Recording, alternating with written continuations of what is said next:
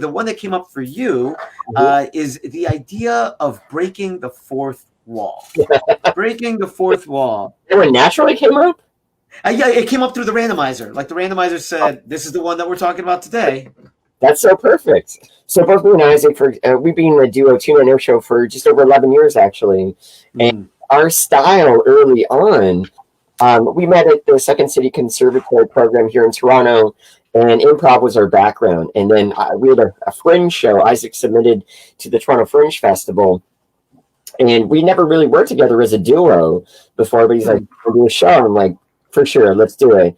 But our knowledge of comedy and experience up until that point was only improv and sketch. And we didn't have a show about a month before we opened. So we're like, let's call ourselves Two Men No Show. So it's kind of in the name. If we don't show up, it's literally in the name. And we put a skeleton show together. We had beats.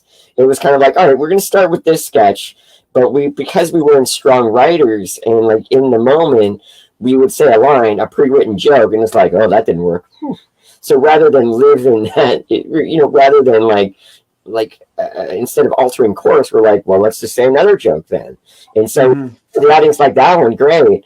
And so that was the thing. We started to break the wall, literally the very first shows that we were doing. Because we were in combination, because we were so green, but it also played to our strengths as improvisers. And we wanted to just include our show, like to include everyone in our show. So, we're not precious with that. And it's more of like, especially if the show is failing, let's smash that wall. Let's change our show. But if you're into a bad show, you can't change it then, So we want to take that on of like, we want to find out what's fun for you guys, and we want to give that experience, and it's a unique experience, and it's like one of those things of like, oh, you had to be there to see that. I feel like audiences are so smart, and if you treat them as a smart being, they will rise to where you're at, and they will play the game with you. They will learn the game and play the game with you. Absolutely. I did another set with a couple of friends here in Toronto, my friends Gordon and Cassie, and we did a 12-minute set where we had no words, and it was just let's play games. And we came up there, and it was just like, great, we got introed, and none of this was planned, but again, it was the relationship with the audience. So we came up and we did like, great, and usually you would stop clapping, and then you'd be like, hi, everyone, we're going to intro the show, blah, blah, blah, we're this people, can we get a suggestion? So we got up there and we danced, we just clapped, we stopped clapping, and then I'm like, I want to keep clapping. So then and then it's like to that point of like, oh, this is different. And leaned into that, and then audience members started clapping. So it's like we find this game, and it's a very clown-based thing. It's just like, why don't we just play this game? Do you want to play? Who wants to play? And if they're into the game, everyone, like that's you're building this together, you're discovering this together. And just as you said, like I think audiences are very smart, and I think audiences like to have experiences, and they want to be in on the fun. And I think where we can fall ourselves into a bit of a trap is that we think improv is simply verbal, and being quick and references and things like that.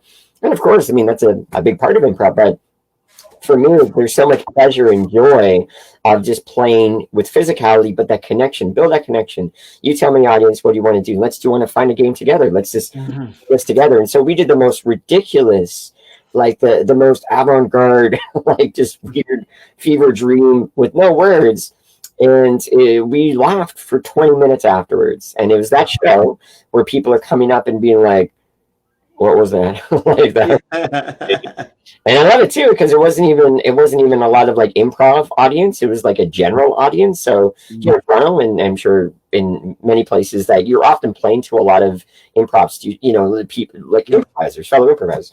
So it's nice that there was a general audience who don't even have a lot of knowledge of what improv is. I'm not doing like a Herald or like dissecting that. It was just like, let's just play these ridiculous games, but we're so intentional of giving you what you want, of discovering the games and bringing you in on our process. And so for me, I think it just makes it so much accessible, and it's so nice not to have to think. As a performer in front of an audience, the audience is paying you to give them a good time, to have fun. And we get so hung up on the technique, the mechanics of like, did I do it right, rather than like remembering why we got into it in the first place. It's fun. It's fun. My first level A class at Second City, I was like, I have no idea what I'm doing, but I'm having fun and making so many mistakes along the way. But that's the joy of it, and that's the beautiful thing, and to incorporate an audience, and it's a show that's special to them on that night.